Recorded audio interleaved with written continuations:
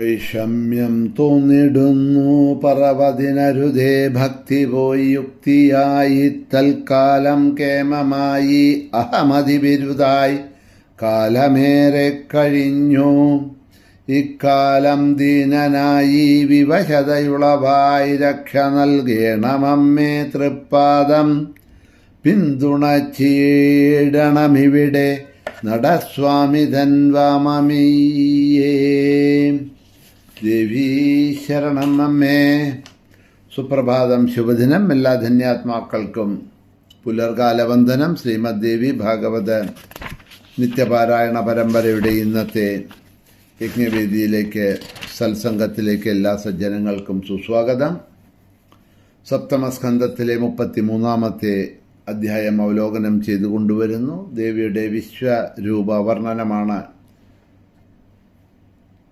ദേവി ഇവിടെ ദേവന്മാർക്കും ഹിമവാനും വർണ്ണിച്ചു കൊടുക്കുന്നത്. തൻ്റെ സ്വരൂപ വർണ്ണനകളെ തുടർന്നു കൊണ്ട് പറയുകയാണ്. ഉപാധി ഭേദം കൊണ്ട് എപ്രകാരമാണോ ആകാശം മഹാകാശത്തിൽ നിന്ന് ഭിന്നമായി തോന്നുന്നത്, അതുപോലെ ഭിന്നമായി തോന്നുന്നു എന്നേ ഉള്ളൂ. പക്ഷേ അത് ഒരു തോന്നലാണ്, അതൊരു സങ്കല്പമാണ്. അതുകൊണ്ട് അത് മിഥ്യയാണ്, സത്യമല്ല.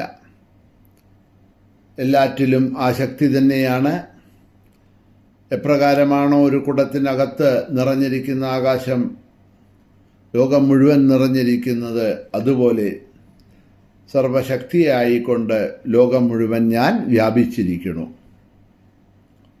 സൂര്യന് എപ്രകാരമാണോ ഉത്കൃഷ്ടം നികൃഷ്ടം ഉച്ച നീചാതി ധർമ്മങ്ങളൊന്നുമില്ലാത്തത്, സർവവസ്തുക്കളെയും പ്രകാശിപ്പിക്കുന്നു. പക്ഷേ അതുകൊണ്ട് സൂര്യൻ എന്തെങ്കിലും ദോഷമുണ്ടാകുന്നുണ്ടോ, സൂര്യൻ എന്തെങ്കിലും കളങ്കമുണ്ടാകുന്നുണ്ടോ, സൂര്യന് എന്തെങ്കിലും ദുഷിത്വം ഉണ്ടാവുന്നുണ്ടോ എന്ന് ചോദിച്ചാൽ ഉണ്ടാവുന്നില്ല. ചീഞ്ഞളിഞ്ഞ സാധനങ്ങളിലും സൂര്യൻ്റെ രശ്മികൾ പതിക്കണോ, നല്ല സാധനങ്ങളിലും സൂര്യൻ്റെ രശ്മി പതിക്കണു. ഈ ചീഞ്ഞളിഞ്ഞ വൃത്തികെട്ട സാധനങ്ങളിൽ പതിക്കുന്നത് കൊണ്ട് ആ സൂര്യൻ എന്തെങ്കിലും ദോഷം സംഭവിക്കുന്നുണ്ടോ, സൂര്യൻ ദുഷിക്കുന്നുണ്ടോ എന്ന് ചോദിച്ചാൽ ഇല്ല. ഉപാധിബന്ധം കൊണ്ട് ഉണ്ടാകുന്ന മാറ്റങ്ങളൊന്നും ഉപാധേയത്തിന് ഉണ്ടാവുന്നില്ല എന്നർത്ഥം. അതുകൊണ്ട് ഉപാധി സംഭവങ്ങൾ കൊണ്ട് എനിക്കൊരു ദോഷവും ഉണ്ടാവണില്ല. ആത്മാവ് കർമ്മം ചെയ്യുന്നുണ്ട് എന്ന് വിചാരിക്കുന്നത് അവിദ്യ കൊണ്ടാണ്. ആ ജ്ഞാനം നേടിയ വിദ്വാൻമാരെ, മഹാത്മാക്കളെ അങ്ങനെ വിചാരിക്കില്ല. അജ്ഞാനഭേദം കൊണ്ട്, മായാഭേദം കൊണ്ടാണ് അങ്ങനെ തോന്നുന്നതും പറയുന്നതും. ആത്മതത്വത്തെപ്പറ്റി വേണ്ട പോലെ ഗ്രഹിക്കാത്തതുകൊണ്ട് അങ്ങനെ തോന്നുന്നു എന്ന് മാത്രമേ ഉള്ളൂ. ജീവൻ എന്നും ഈശ്വരൻ എന്നുമുള്ള ഭേദം തന്നെ ദേവി പറയുന്നു മായ കൽപ്പിതമാണ്. ഘടാകാശവും മഹാകാശവും നേരത്തെ പറഞ്ഞ ഭേദം എങ്ങനെ കൽപ്പിതമാണോ അതുപോലെയാണ് വാസ്തവത്തിൽ രണ്ടിനും ഭേദമില്ല. അതുകൊണ്ടൊക്കെയാണ് നമ്മുടെ ശാസ്ത്രങ്ങളിൽ മഹാത്മാക്കൾ പറയണത് ഓരോ നരനും നാരായണനാണ് എന്ന് പറയുന്നു. പരമാത്മാവിൽ നിന്നും നമ്മൾ ഭിന്നമല്ല ജീവാത്മാവ്. ആ പരമാത്മാവിൻ്റെ എല്ലാ ഗുണങ്ങളും ഉള്ളത് തന്നെയാണ് ജീവാത്മാവ്, ഭിന്നമല്ല എന്നർത്ഥം.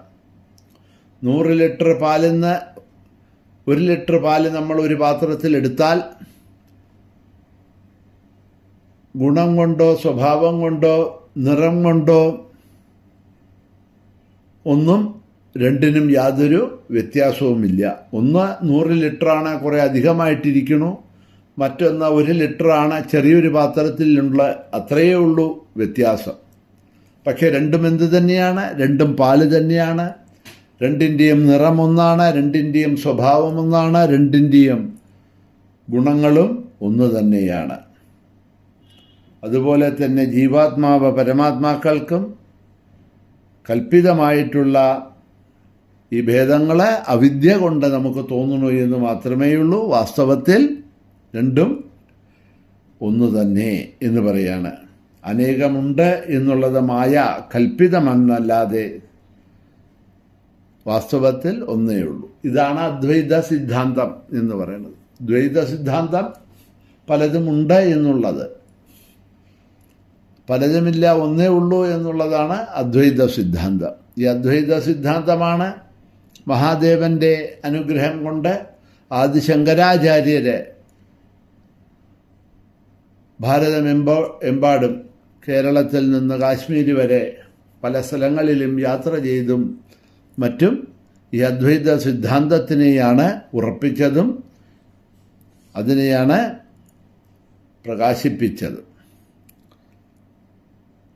അതുപോലെ ഈശ്വര ബഹുത്വവും, അതായത് വിഷ്ണു മുതലായിട്ടുള്ള ദേവന്മാരെ ഇവിടെ പറയണു. തഥാ ഈശ്വര ബഹുത്വം ച മായയാന സ്വഭാവത, കൽപ്പിതമാണ്.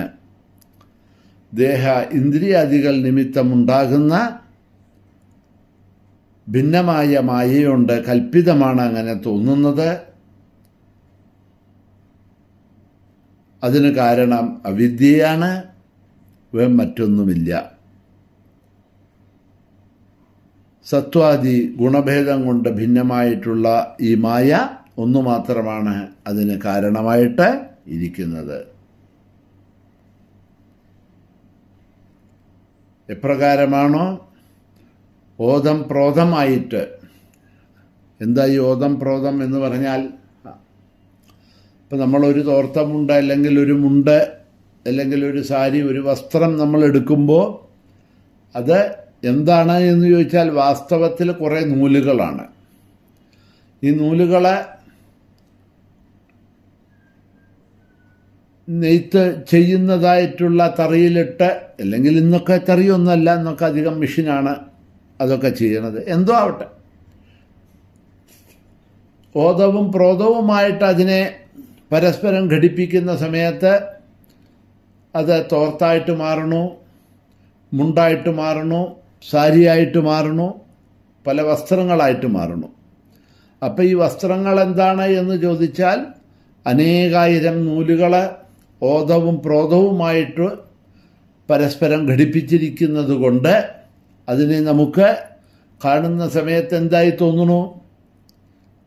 വസ്ത്രമായിട്ട് തോന്നുന്നു. അതിനെ നമ്മൾ തോർത്തമുണ്ട്, ഉടുക്കുന്ന മുണ്ട്, സാരി, ഷർട്ട്, പാൻറ്, ഇങ്ങനെ വിവിധ നാമങ്ങളിൽ നമ്മളതിനെ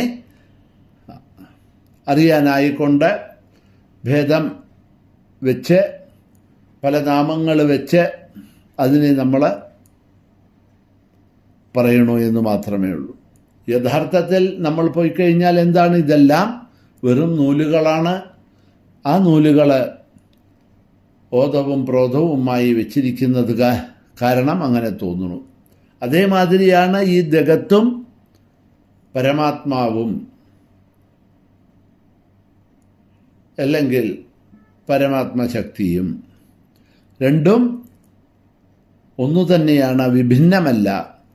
രണ്ടും ഓതവും പ്രോതവും പോലെ, ഒരു വസ്ത്രത്തിലുള്ള നൂല് പോലെ രണ്ടും പരസ്പരം